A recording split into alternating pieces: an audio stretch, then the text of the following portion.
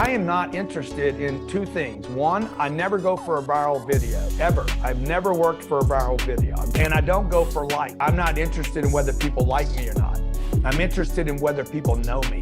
Whether they like me or not doesn't matter to me. I can convert people that don't like me. I can convert people that like me. You know, you can lose people. I never rewatch my material because I'm not dependent upon one drop. The frequency of social media is what's going to build the trust with your audience. The drama, the Instagram, the YouTube clickbait, Grant Cardone's going bankrupt. If I'm not in the interview, guys, like, it's clickbait.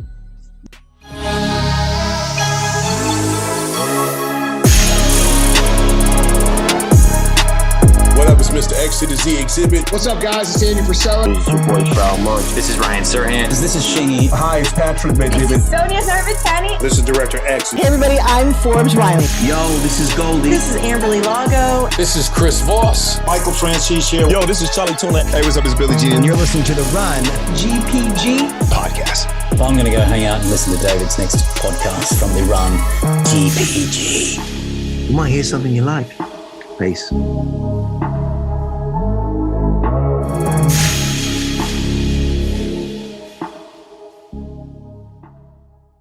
Grant is the CEO of Cardone Enterprises, Cardone Capital, an international speaker, entrepreneur, and author of the 10X Rule, as well as the creator of 21 best-selling business programs. Grant also owns and operates 7 privately held companies and a portfolio of $4 billion in multifamily properties. Check that out. That's with a B.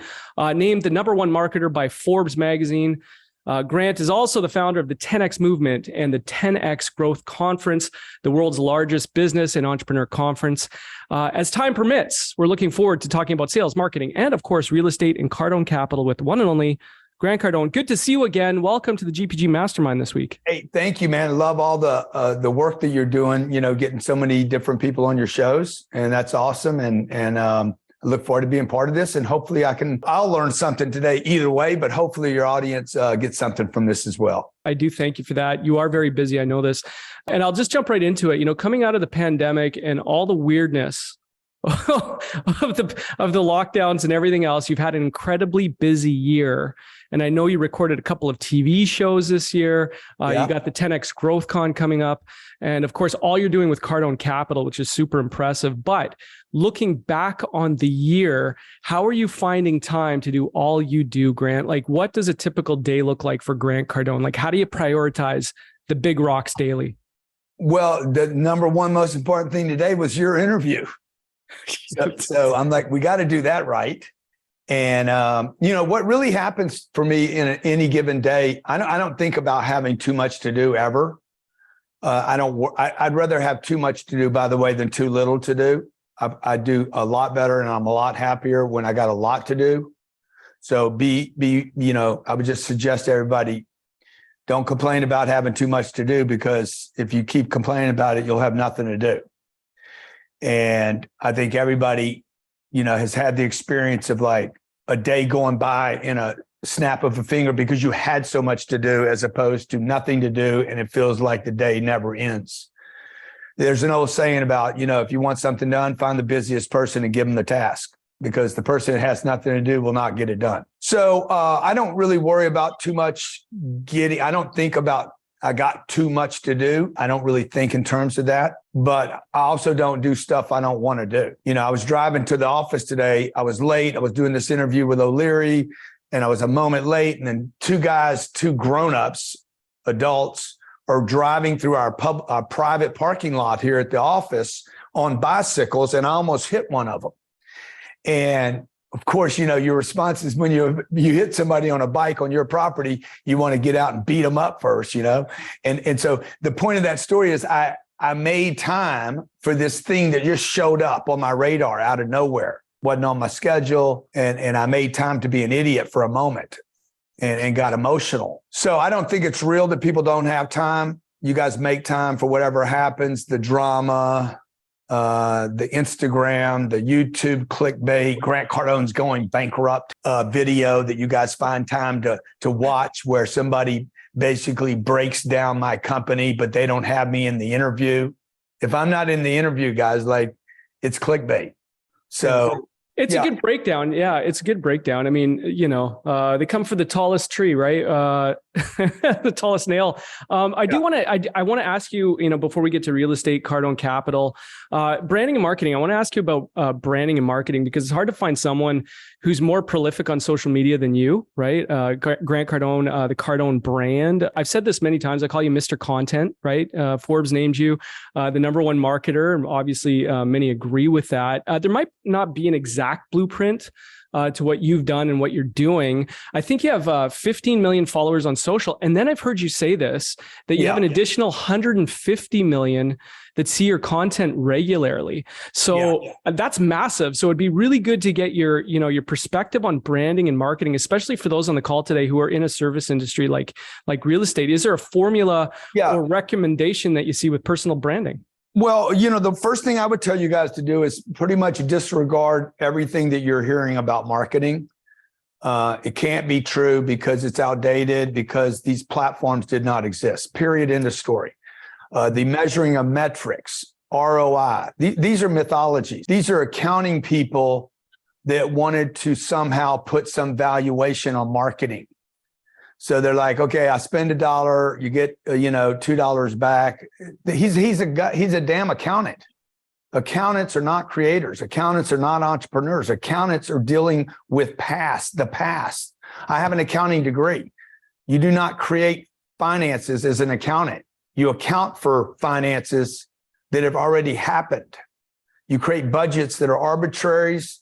They're not real. They're speculations about the future. The entrepreneur is the one that makes them happen. Okay. Today, I know, after being in business for 40 years, marketing is the single most important thing your company can do. The second most important thing your company can do is more marketing. And the third most important thing your company can spend money on and spend energy and time and resources on is marketing. The cost of not marketing is infinite. Okay, no great company can be a great company on word of mouth only. It's impossible. Quit bragging about your word of mouth. Oh, I built my company on word of mouth. I hear this when I was doing Undercover Billionaire. Almost the TV show Undercover Billionaire, I'd run to these companies. We do word of mouth advertising. I'm like, you bragging or complaining? Oh, we're bragging. I said, well, that's nothing to brag about. That just says you're stupid and that you haven't committed to scaling. I didn't start any social media. I didn't have one follower on social, David, until 2011. Is that right? 2000? Yeah, I've only been doing social media marketing for 11 years. I'm 64 years old. I got introduced to social media when I was 53 years old. It's not native or easy or normal or natural for me. What I saw, the beauty of social media was, number one, it was free. Number two, I could bang it as much as I wanted. Okay, like as much as I wanted. They won't stop you no matter how much I drop on it. I can say anything I want and it's not regulated and it's free. This is perfect for me. Okay. Everybody told me to do, there's a specific time. This is a myth. There's a specific time you should market, the time of day. Number two, don't market too much. Number three, don't monetize. Gary Vaynerchuk became famous for don't monetize. I'm like, I ain't got a daddy. My daddy don't own a wine shop, bro. I got to monetize. Okay. I need money. I got 2 kids. I have to monetize. So I broke all those rules. Number one, I market constantly. The best time for me is right now. I add links to almost every post that I do. I've raised $1 billion in cash for Cardone Capital doing this. And I've sold $1 billion worth of products over the internet. And nobody really even knows I exist. Also, the 15 million people that follow me and whoever follows you is not as important as the warriors that won't follow you, that will not like you, will not comment. You don't even know. They're watching. Many of them are watching on burner phones. The most qualified audience I have is not my followers. It is the warrior audience. See, once I'm in something, I'm in it. Like back to your first question about time management. Mm-hmm. Look, I just take whatever's in my face. Okay. Then I'm going to make room for whatever I'm doing in that moment. And if I have to push stuff back because of it, I push stuff back. But I don't want to skip.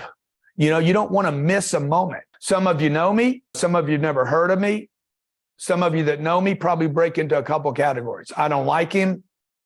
David, I can't even believe you're having him on. Then there's another category. I've heard something about him. I don't know. I'm not quite bought in. There's some of you that are fans. You like me.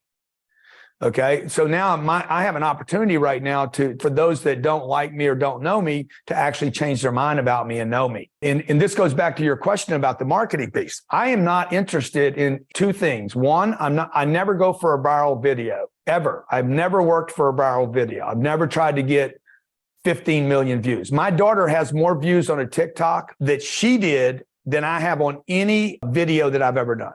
Mm-hmm. So, but I don't go for viral and I don't go for likes. Okay. I'm not interested in whether people like me or not. I'm interested in whether people know me. Whether they like me or not doesn't matter to me. I can convert people that don't like me. I can convert people that like me. You know, you can lose people, which if I can turn a fan into a non-fan, then I can turn a non-fan into a fan. But the thing I'm most interested in for you guys that are taking notes and trying to figure this game out, particularly women, I think women suffer more from trying to get people to like them on social than men do. That might be a little sexist, by the way, me saying that. I'll hold myself accountable for that already as it came out of my mouth. I heard it, but I know you guys spend more time looking good. Okay. I know women that redo their posts. I didn't look good. The post is not for you. The post is for the audience. My wife, she'll redo a post 3 and 4 times until it looks perfect. I'm like, baby, you're not going are you going to go back and watch this? She will. I never rewatch my material because I'm not dependent upon one drop. The frequency of social media is what's going to build the trust with your audience. People they're going to decide on you in the beginning based on your frequency. I can trust this person to deliver content to me. That's why, David, you call me Mr. Content. Nobody's ever called me that before, but bro, I have a lot of content. Yeah. Well, listen, it's consistency is key. We all know that, especially on social media. I mean, it's, just as long as you're putting out content, good, bad, or indifferent. Interestingly, we had Ty Lopez on. He was talking, the Here in My Garage video, the amount of work that went into that video, like it was unreal. Like he had copywritten that over and over again, the hours and weeks and months that went into that video that people thought went viral on a whim. It wasn't. There was a lot of work went into that, but putting out the content is key, right? Consistency. And, you touched on it. You talked about Undercover Billionaire. That was part of building the Cardone brand this year. That's the Discovery Channel series. I want to ask you, I'm curious about this, how you enjoyed that experience and what were the biggest lessons you learned personally from that show? Or I guess, what can entrepreneurs and business builders take from watching that series with you? Well, let me back up a second, just tell you how it came about. Okay. It's kind of based on this 10X principle. We had done an event in Miami Marlins Stadium, 34,000 people. It's the biggest business conference ever held in the United States to date. There was a public ticket. I mean, Microsoft could hold a big event, right? But you're not selling tickets. This was a sold event, 34,000 people. Everybody paid except 2,000 people. Those were first responders, policemen, firemen, nurses, et cetera. So 34,000 seats were sold or so. And when we got done with that, I'm like, guys, how do we 10X that? How do we go from 34,000 to 340,000 people in an event? It's an exercise. 10X is an exercise in big think, right? To get yourself out of successful action so that you don't get rote and automatic and just kind of like grooved into some success. And you're like, hey, what could I do? Well, my staff was like, well, there's no stadium that big. It's going to take hours and hours for people, even if we could find one, hours and hours for people to load in. I'm like, yeah, but what is big enough? You just keep asking, but how could we do it? Well, the only way to do it is a TV show. Okay. The 1.1 million people watched Undercover Billionaire the first night it dropped. So we actually achieved, we went from 34,000 people, that cost us 10 million, to I paid nothing except 90 days of my life, the most torturous, hellacious, worst 90 days of my entire 64 years on this planet were on this show. I would not recommend it for anybody. I would never do it again. It was terrible. It was awful. Away from my wife and kids. The fact that you even bring it up, David, makes me want to kill myself this morning. But, okay, it allowed me to expand my audience. Now, what's the other bad news about this is Discovery Channel. This is behind the scenes. Me and Discovery Channel still today hate each other. Okay. They hated me while I was doing the show. I hated them. We fought every day. They wanted to do the show a different way. They kept trying to get involved. But the deal was They were going to follow me around in a city. I was going to lose my name, only had $100, an old truck, and there was going to be no interference from them for me to shoot this show. They were going to follow me around, and I was going to build $1 million business. When we got there, they started interfering. They started setting up meetings. And I'm like, what are you doing, guys? There was 19 of them and one of me. And plus whatever their Discovery Channel is back at home. So I'm a free guy. I'm a guy that works for myself. I've been working for myself 35 years. I'm not used to people telling me what to do. And I'm authentic and transparent and I'm honest. And I took that deal with them. I told them I was going to build a $10 million business, not $1 million business. And I was going to do it in under 90 days. And I told them I would never spend their $100. And they didn't like all that. They wanted to manage the process. And I'm like, no, you're not managing the process. I'm doing this deal by myself. They came to me one day and said, we got a meeting with you with this guy. And I'm like, I don't know that guy. And they're like, yeah, he'll be good TV. I'm like, hey, this is what I got for your TV show. Okay, follow me around. There's 19 of you guys. None of you have ever built a business, much less one in 90 days. Leave me alone, turn your cameras on and follow me. I built a $5.5 million business in 90 days during COVID in Pueblo, Colorado. If you guys have ever been to Pueblo, Colorado, I got the entire $5.1 million out of the city. Like there was nothing left when I finished. So anyway, it was a terrible experience, but I did it because I knew I could build a bigger audience. What's crazy is they delayed the drop of the show because of COVID. The show, COVID pushed it back and it was going to get dropped in November. This is 2020, November 2020, 40 million people were out of work. And I told Discovery, drop the show, people need it.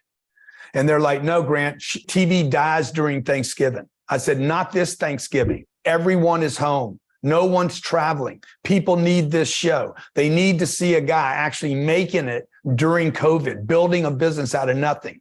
And they said, no, we're not going to do that. We're going to not release the show until the first of the year. I begged them. I pleaded with them. I even offered to pay them to drop the show because I thought America needed it so bad. What did they do? They waited until January. January 6th, Discovery Channel dropped Undercover Billionaire. Okay. Who remembers what was happening on January 6th? Yeah, okay. It was ominous date, Grant. Dude, it was crazy. It was like the lowest ratings on cable TV history was January 6th, 2021. What's the point of that story? Never push back a start. Yeah. Yeah. What an interesting case study, Grant. I'm sorry I asked about it, but I had to. Yeah. I had to. But,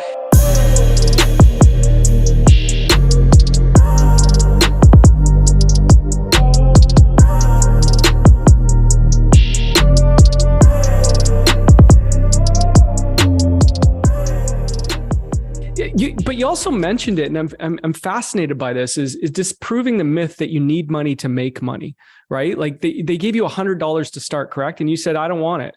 Yeah. I don't want it. So what's more important than money to make money, or what do you need to make money? Well, you need a strategy, right? You need a strategy. And my strategy was I didn't need any money. I needed people. So for instance, the first 5 days, all I wanted to do was meet the right people in town. And the way to do that is to go to business owners. So I'm flying into Pueblo. They told me 30 minutes out from Pueblo, you're going to be going to Pueblo, Colorado, because I didn't know until then, so I couldn't do any research. Mm-hmm. So I opened my phone up, put in Pueblo, and I searched businesses for sale in Pueblo. The reason I did that was because I wanted to see who was selling a business. Now, Discovery's like, bro, you don't have any money. I said, I don't need money to buy a business. There's 32 million small businesses in America. 60% of them, 18 million of them break even or lose money. Half of them are for sale on any given day that I could literally walk in. Like today, if I was going to go start a new business today, I wouldn't start a new business. I'd go buy one that's existing. Going into 2021 or 2023, I would tell you guys, it's going to be easier for you to buy 10 businesses next year than to raise your revenue 10% next year. And you could literally buy 10 businesses like yours with no money, literally take it over and pay the owner for that business out of future revenue. They're tired. They've been through COVID. Now they're going to go through a recession. This is going to be a nasty, nasty recession. It's going to hurt a lot of businesses. And so you could go buy those businesses. So I looked up a bunch of businesses, and one was an RV. Okay, an RV park. So first thing I did, I said, I'm going to an RV park when I get to town. Went to an RV park. Guess what? The guy was trying to sell 6 months ago, ended up selling it to his son. His son took over.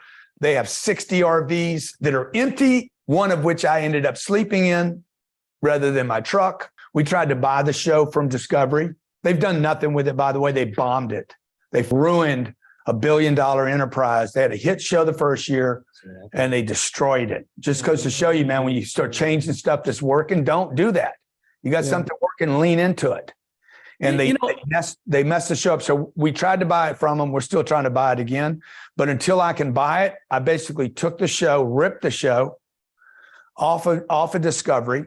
I'm going to add behind the scenes to it. I hope they sue me. You can tell them I said this because it'll bring the show more attention. And you'll be able to see it at gctv.com. And we're going to show behind the scenes what they didn't show you, wouldn't show you, couldn't show you. So you don't need to go to Discovery Plus and buy it. You can if you want to, but go to gctv.com and you're going to see what they didn't show you. Now, we're going to produce 8 TV shows this year because when I get upset with people, what I do is I say, okay, if I think I can do it better than them, then go do it better than them. So we're producing 8 television shows this year, all entrepreneurial shows. The Real Estate King is one of them. We've shot 6 episodes already where I get dropped off in cities and go help people buy real estate, big commercial apartment deals. We've done 6 cities. I got 4 more to do: Nashville, Atlanta, Tampa, and Miami. I'll do those in January. We have a show called Mini Moguls where we're out discovering the most successful kid entrepreneurs in the world. I'm doing another show with a guy that does marketing. He does entrepreneurial kind of takeover shows. Me and Rick Ross are doing a TV show called Hustler House where 15 supposed hustlers go live at Rick Ross's house, and me and Rick torture them for 30 days to find out who is the ultimate hustler. We're doing another show called Inside the Mind of an Entrepreneur to figure out how you guys think, because you're definitely wackos. And I'm missing, I don't know, a handful of shows. Did you mention, I was talking to Jared about Unbreakable? Oh, yeah, we're going to do it. Well, we're doing a release in January with 1 million people. We think there'll be 1 million viewers online. It's a free event in January to show people how to build an unbreakable business over 5 days. That's not a TV show, but it'll be like what you guys are doing right here, just be 1 million people rather than 6. Very cool, man. Again, right? It's hard to find somebody more prolific with content online than Mr. Content himself, Grant Cardone. Speaking of content and disruption, how much have you enjoyed watching what Elon's doing at Twitter over the past 6 weeks? It's so excited. I was on the call the other night. I'm glad you brought that up. I was on the call. I don't know, it was 2.5 hours at 8 o'clock or 9 o'clock at night. He was flying in his 650. Yeah, I was on that too. I'm going to tell you, my life was changed that night, David, listening to him. Mm-hmm. I'm like, okay, here's a guy, one of the wealthiest, smartest people on the planet, in his plane, talking to a bunch of people he don't know and who probably can't really help him.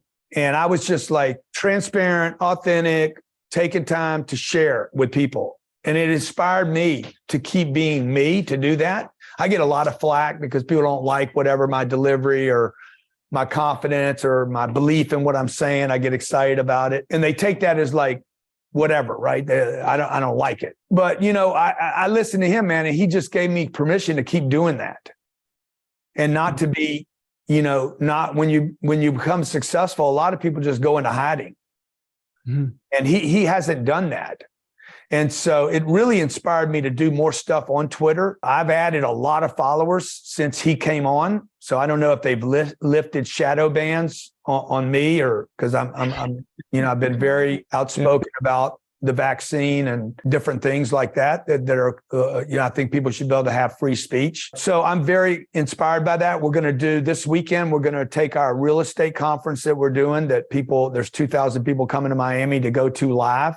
I'm going to stream that on Twitter Spaces for free, despite the fact that we sell online video of it and we sell seats to it. We're going to do it on Twitter Spaces free. And to be completely frank and transparent with everybody, I'm doing that to get Elon's attention. because he needs content providers on Twitter. He needs advertisers. Very cool. I guess we're learning lessons watching, what he's doing with Twitter, especially entrepreneurial lessons for sure. It's been fascinating to watch. And of course, being fully transparent, he's dropping the Twitter files, which is, was very interesting. And looking back, I think it'll be, it's history making in a way. I think we're watching a piece of history unfold before us. I don't know if we're appreciating that, but I'm paying close attention. That being said, and I know one of the questions in the chat, if I can reference it, somebody's asked what the biggest mistake you've made in life. Another way I might ask it is, what's the biggest mistake you see maybe entrepreneurs making, entrepreneurs and sales professionals making? Well, let me handle the first, the first question, which is the biggest mistake I've made. The single biggest mistake I ever made in my life was thinking small. I continue to make that mistake today, even today, right now. I still think too small.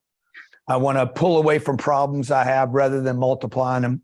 The solution to problems is to multiply them, make 10 times bigger problem as a way to solve the one problem you have. You're not going to get away from problems. It's impossible. And that's what causes people to shrink.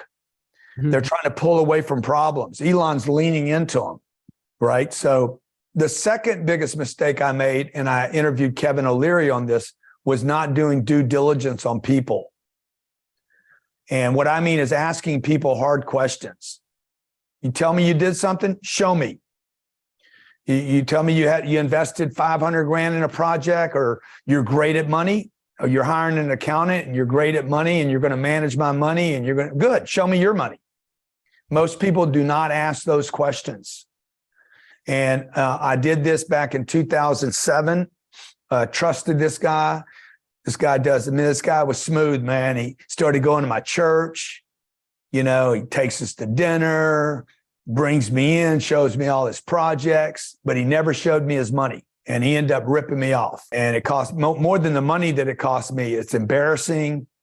I knew there was something wrong. By the way, if you guys go back and ever look at when you've been ripped off or betrayed or tricked, hoodwinked, there was probably something you saw that you didn't pay attention to and didn't ask deeper questions. So those are the two big mistakes that I've made. Interesting.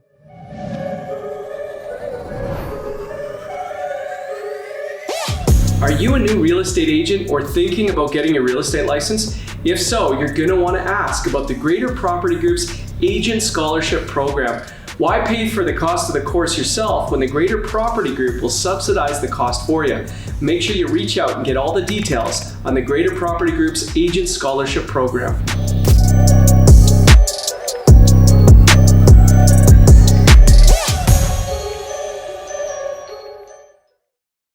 Okay, I do want to move into, very interesting to ask that question.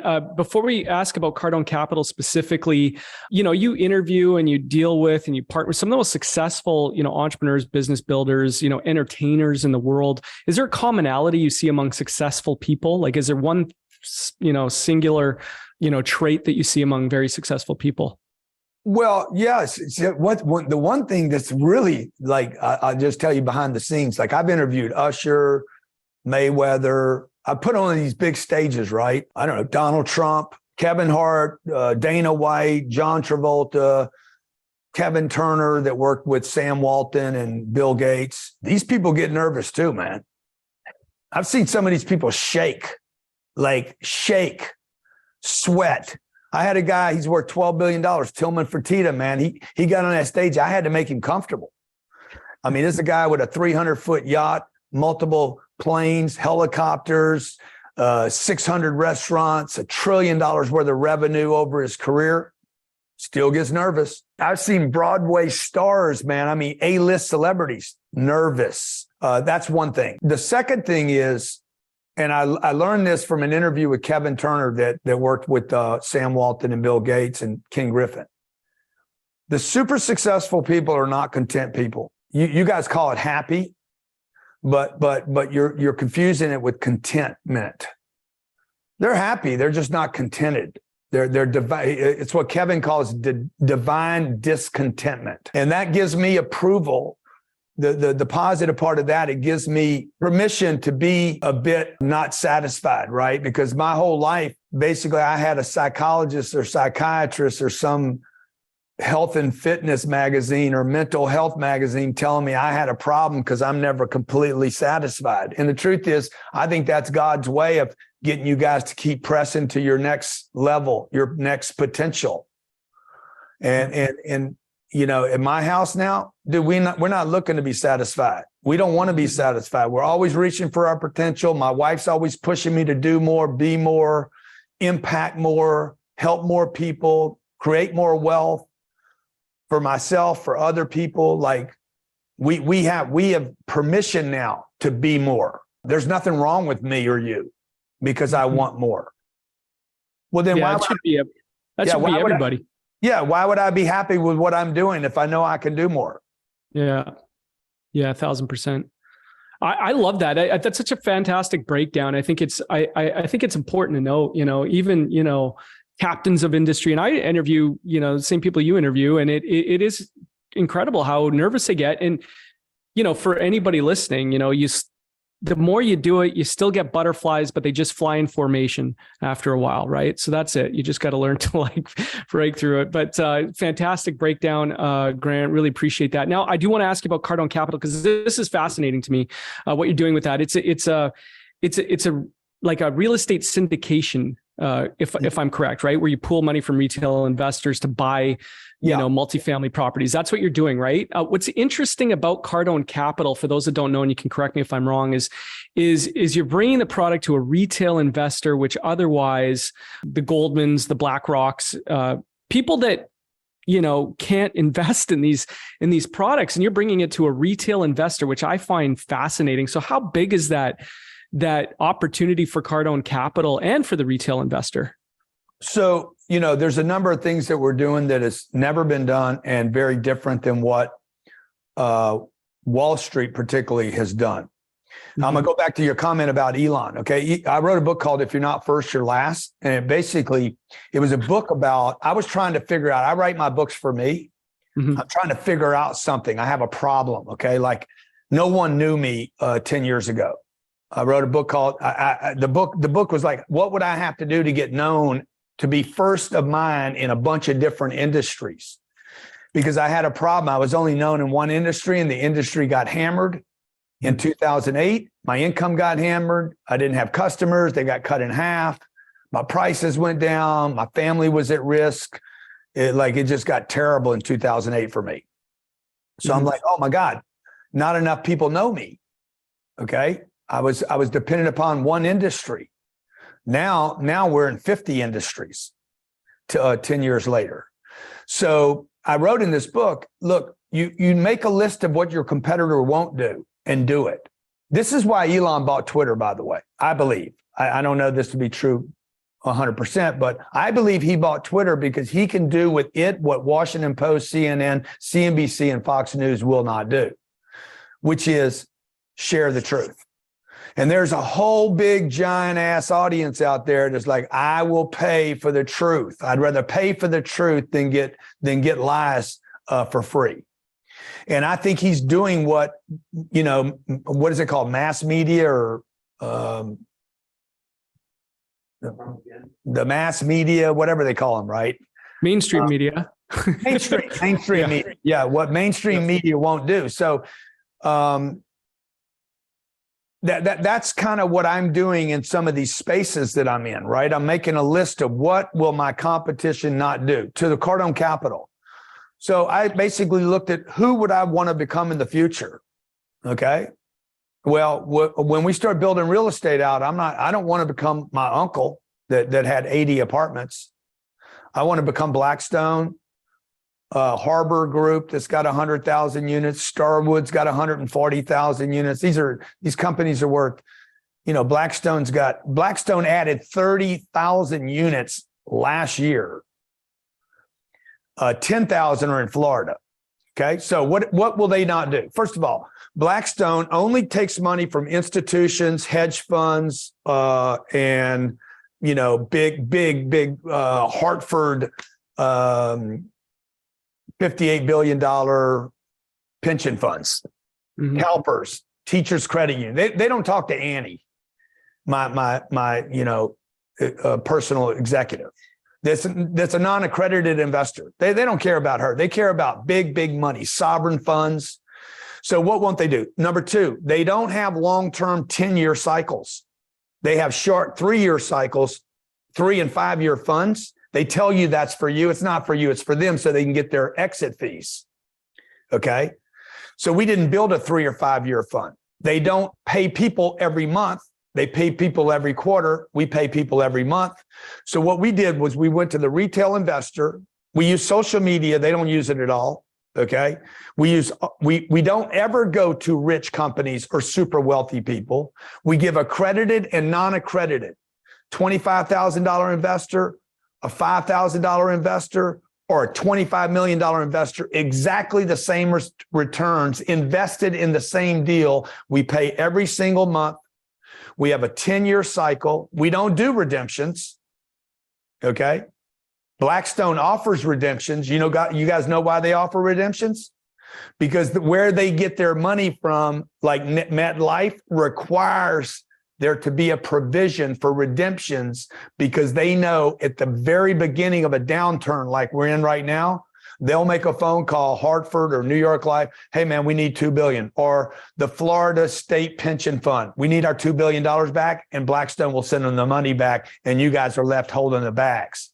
You don't have direct investments in Blackstone. What you have is basically some piece of paper sitting in a mutual fund or an IRA with Vanguard, and you don't even know they're invested in Blackstone.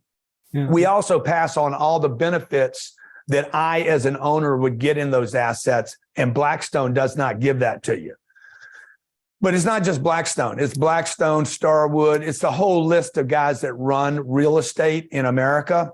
And my goal is to literally become those guys, but do it by crowdfunding with regular people like you guys. Yeah, it's so interesting. And, when we had you on the show last, I think your portfolio was close to 2 billion. Now it's at 4. So you've grown and scaled really fast. Well, we were probably closer to 5 billion before this contraction. We've already rebooked our assets, pulled them down $1 billion. But again, I'm not selling anything. Okay. This month, every month this year, since February, we paid $4 million to our investors. This month, while other firms are having trouble, we're paying $6 million out to our investors. So 100% of the money goes into the real estate. 100%. There's no broker fees, no management fees. Nothing comes out before the investment goes in. There's no middleman. We don't pay a bank any money. You literally invest directly with me into the real estate. It's backed by real estate. The money stays in that one real estate deal until at which time we go to sell that asset. Yeah, it's a fascinating model. I do want to ask you, we have to ask you, again, we'll wrap it up soon, but we have to ask you about, your strategy when looking at potential deals. What's the criteria when you look at putting a deal together? Because I think this is really important to ask you about if we have you on. Yeah. So number one is location. Mm-hmm. We never compromise location for price. Everybody knows the term location. Most people don't really know what that means. Location for me means I have job migration into my location. 2, I don't have a government making it impossible for me to collect my rents. So that counts, that knocks off about 25 states right there that we will not invest in, including great real estate states, by the way. With barriers to entry. 3, it has to cash flow from day one. We don't build assets that are empty. We only, I closed on a deal, I want cash flow next month. 4, we want to buy under replacement cost or under the cost of the last person that bought it. Basically, that's code for I want to steal something. And number 5, there's got to be upside in that property. So that's a short list of things. But I've been doing this 35 years in real estate. The first 30 years was very quiet. The last 5 years, I got noisy about it. First 30 years, I was figuring out what I was doing. And now I've never, ever lost a deal in a real estate. I've been through 2008, 2000. I've been through busts, collapses. I'm going to go through this cycle. These cycles, what we're going through right now, are the best opportunities to add real estate. And this may be the last opportunity you guys get to actually own real property in America that creates wealth long term. Fascinating, very interesting. I hope everybody was taking notes. And Grant, just going into 2023, I just want to ask about, words of motivation, goal setting. For some, their goals this year might be different or look different than they did in years past. A lot of uncertainty going into the new year. So like, what do you do to strategize and goal set for the new year? Or is it just part of a 5-10 year world domination plan that you have?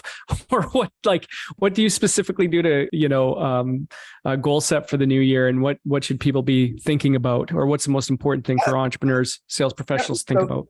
So what I'm looking to do all the time is we did about $150 million in revenue this year. In 2022, my goal is to take that to $1.5 billion in revenue, income.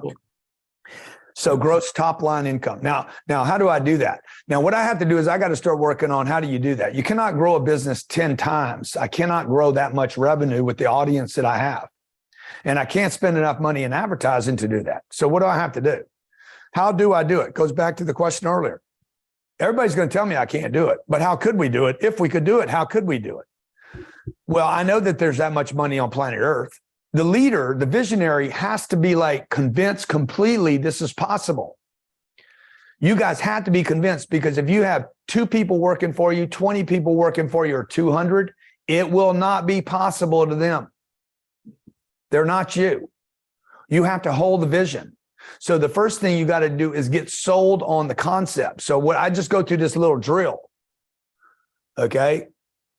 $1.5 billion in a year. Does anybody else make that kind of money? Yes. Is that money available on planet Earth? Yes. If I took that much money off of planet Earth, would I be doing good or bad? Man, I'd help more people, period. So I'm like, okay, the money's there. Other people are doing it. I can do it too. How can I do it? And now I got to figure out, okay, can I do it in 12 months? Probably not.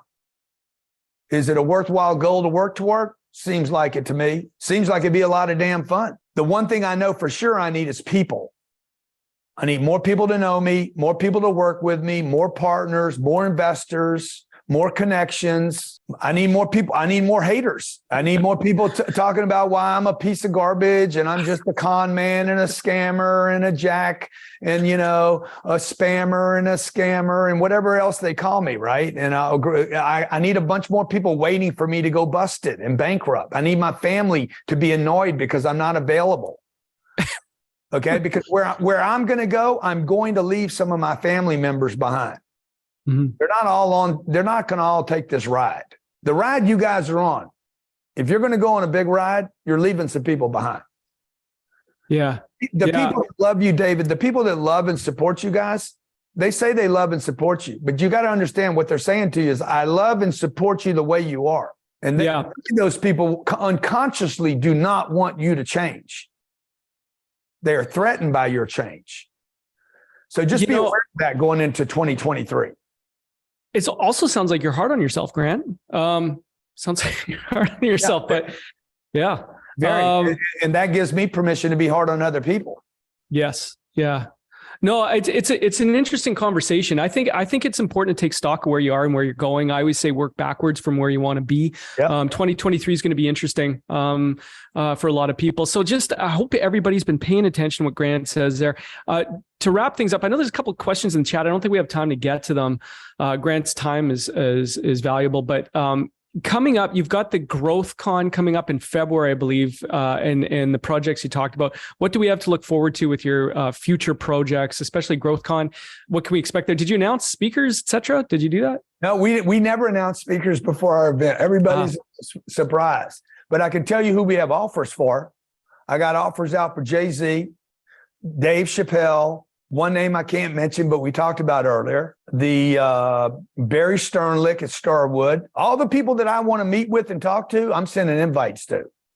So we send them big checks and say, hey, man, Jay, I'd like to have you at my conference. When you're ready to cash this check, just accept it. Let's go. Is App still on? Maybe he can do the Jay-Z intro. I don't know. He's the new album drop. Jay-Z's one of the nicest guys I've ever met in my life. I met him on multiple occasions. He's a fantastic human. I would love to meet him, man. I'd like to do the Beckham and his wife, me and my wife and his wife and Victoria do an interview with those guys about couples. Kanye, I was going to have Kanye, man, but he just kind of slipped overboard on me. I love Kanye West. I love his music. When he was ragging on Balenciaga, I'm like, yeah, that's cool. Let's rag on Balenciaga. I don't like those people anyway. He never liked their clothes. And then he went a little bit too far. So everybody's telling me I can't have him. Andrew Tate, if I had Andrew Tate, my kids would not come to the event. They're like, I hate that guy. So some of this is my wife and kids keep me from having some of these more controversial people. I got to tell you, like I interview all the time too, just like you. And it's funny what gets us going, like people we want to interview. I've interviewed people. My daughters have not been happy. I can tell you that as well. It's the same thing, but it's what intrigues us. Grant, final question. What's your definition of success? I want to know what the Grant Cardone definition of success is, because a lot of people on here, they want to have a successful year coming up. A lot of people on the call today are very successful. So what's your definition of success? Well, you guys look like a bunch of successful people. So one thing I would define success as is all of us having a party together and getting to know each other better. Maybe we're on a yacht in the south of France or the Mediterranean or something, hanging out for a week or two. I'll buy as long as you guys are fun. So that would be successful, right? Because those are memories and experiences, right? Life is like, you can have all the money in the world. If you don't have some positive experiences to go with it, that doesn't seem like success. But also, it would also be reaching for my potential. Like once the trip's over, what else am I doing? Mm-hmm. And what am I doing to find the next level of Grant, to find out what else can I do, whether it's charitable or financial or physical. Maybe it's my physical health, or maybe it's my wife and I trying to figure out how to improve our relationship. As we've been married almost 20 years now, how do we make that better as it changes? Because it's changing. Mm-hmm. How do I improve the relationship with my children as they go through, teenage years? So, by the way, I was with Hormozi. I actually was in Cabo 2 days ago. Somebody's talking about Alex Hormozi being here. And my daughter and I went out into the ocean on those little sea bobs. And we would go from boat to boat, just saying hi to people. We didn't know anybody. And the third boat that we went up to was Alex was on. So he's like, Grant Cardone, what are you doing in the ocean? That would be weird, You pull up to Grant Cardone in the middle of the ocean. That would be a strange one. Yeah. Yeah. Grant, okay. I can't thank you enough for joining us today. It's been an absolute pleasure.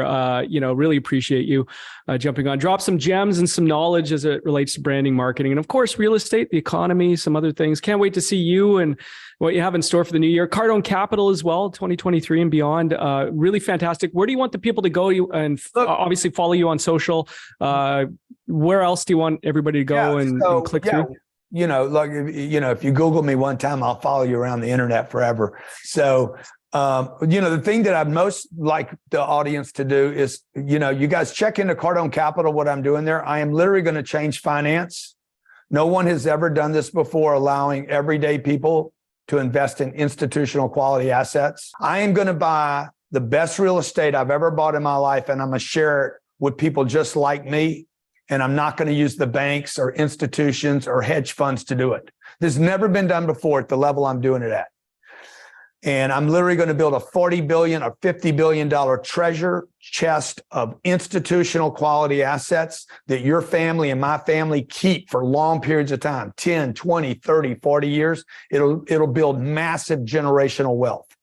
And the exit will be, first, your cash flow you get every month. Second, appreciation over long periods of time. 3, we either become a Blackstone, which would be a major score, that you would become an investor in a future bank. This has been done many, many times, by the way. JP Morgan was a person. Okay. These institutions, the Goldman Sachs, this guy was a damn grinder, okay, that became a major institution. So that's what I'm gonna build here, okay? So the exit we either exit and sell to one of these groups, or we become a REIT and we all become owners in a piece of paper on the stock exchange, or we become some of these names that I'm talking about right now. But it's going to be a big win for everybody with me. So if you guys like real estate, you like real estate investing, you like it as a safe place, check out Cardone Capital and invest in my next deal alongside me. Fantastic. As we always say, everyone, success leaves clues. The one and only Grant Cardone. Thank you so much for joining us today.